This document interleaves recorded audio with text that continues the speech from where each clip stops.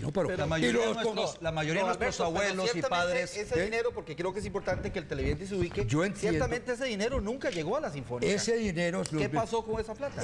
Ahí hay que preguntarle...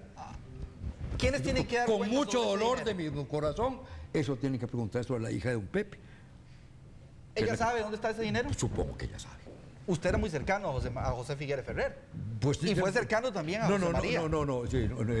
Fui cercano a José Figueres durante mucho tiempo. No voy a hablar del final de su vida ni nada de eso, pero sí sé que si ese dinero le llegó a él, de unos amigos suyos, entonces don Pepe dijo, me lo han dado a mí, lo voy a administrar. Lo administró. Los abuelos y nuestros padres que están en estos momentos viendo este programa saben que esa frase que dicen el 49 también se la vuelve a repetir después. Inclusive hace poco hubo un reportaje sobre este tema en un diario de circulación nacional donde hablaba del concepto de no dar cuentas, de comerse la plata en confites. Es una expresión coloquial, graciosa, para no dar cuentas. Pero entonces, un poquito, volviendo a la pregunta que me hiciste, Jerry, o sea, de por qué estoy trayendo esta colación. Bueno, porque nosotros queremos un cambio de actitud. Nosotros queremos una gestión gubernamental donde se dé cuenta de absolutamente todo. Los fondos que se le donan al gobierno costarricense, los fondos que se le donan al gobierno costarricense son fondos públicos. Usted son fondos públicos. Me agrego mucho. Usted está haciendo el programa para hacer propaganda política para su partido. No, yo no. Yo estoy diciendo que esos fondos que llegaron para Sinfónica no fueron públicos nunca. Se los dieron a don Pepe, a él, amigos suyos americanos. Y él dijo públicamente, porque no lo ocultó, los voy a invertir en una finca en la que voy a sembrar, que está con la manualidad de los cipreses, creo, para que el producto de esa finca sea para la Sinfónica. Así lo dijo. ¿Pero qué y pasó nadie le dijo... Bueno, entonces, por la memoria, don Pepe, don Alberto, usted aclararía al pueblo yo no puedo aclarar eso. ¿Dónde está esa plata? Yo no puedo aclarar eso. En eso intervino don Guido Sáenz, que era viceministro de Cultura y manejaba la Orquesta Sinfónica. ¿Es don Guido Sáenz que tiene que dar explicaciones? No, perdón, me da mucha pena decirlo. Es la hija de don Pepe la que tiene que dar cuentas de eso. Porque es la que tiene en ese momento, está administrando el terreno donde se sembraron los árboles. Eso es inaceptable. O sea, básicamente es inaceptable para nosotros. Queremos un cambio.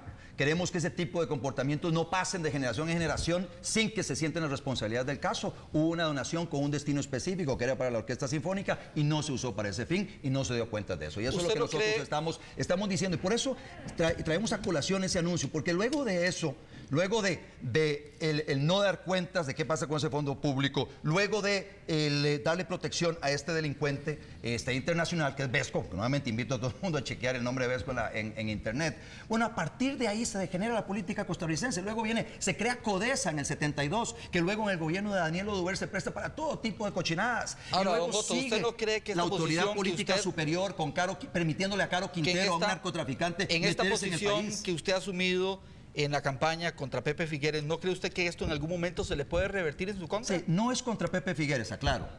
Pero usted lo alude directamente. Esta campaña, y usa la imagen de lo que digo yo es que es importante poner las cosas en su justa dimensión. Y por eso dije al inicio, el señor Figueres Ferrer borra con el codo lo que había hecho con la mano en gobiernos anteriores o hacia atrás.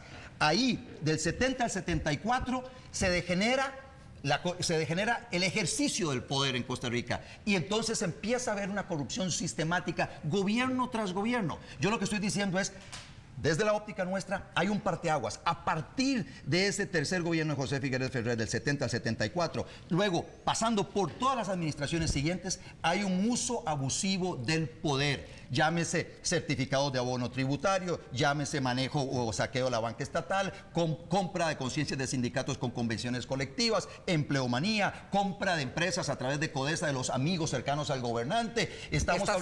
Don Otto, ¿está haciendo usted un buen uso de la imagen de una figura emblemática en la historia costarricense, de un expresidente, como le decía al principio, de un benemérito de la patria, de una persona que también hizo cosas buenas? ¿Cree usted que está abusando de eso? Jerry, es que yo no estoy haciendo un juicio histórico de José Figueres. Estoy diciendo, yo me estoy concentrando en ese periodo del 70 al 74. Nosotros consideramos que la corrupción sistemática en el ejercicio del poder arranca en ese periodo. Pero es atribuirle esa responsabilidad de alguna manera, usando la imagen. Con el codo lo que hizo con la mano. En esa tercera administración, borra con el codo lo que hizo con la mano. Yo fui parte de esa tercera administración, que tampoco fue una gran administración, tal vez la más floja de la de don Pepe. Pero me pregunto, de ese gobierno salió alguien enriquecido, millonario, o con palacetas o con fincas. Don Otto.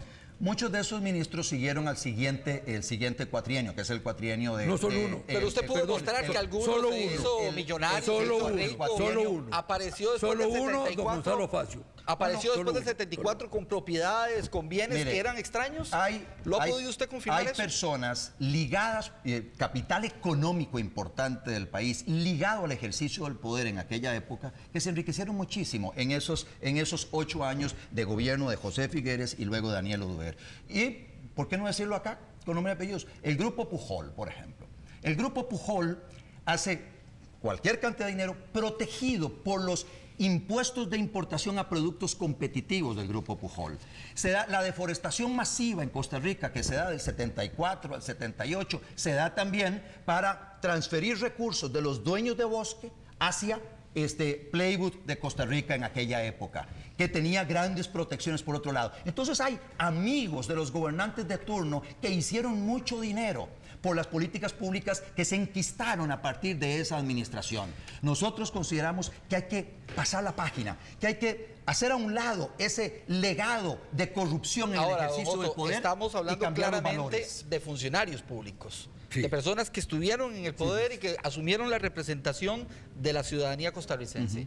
En eso usted ha podido comprobar que efectivamente en ese periodo hubo alguien que se hizo de dinero extraño.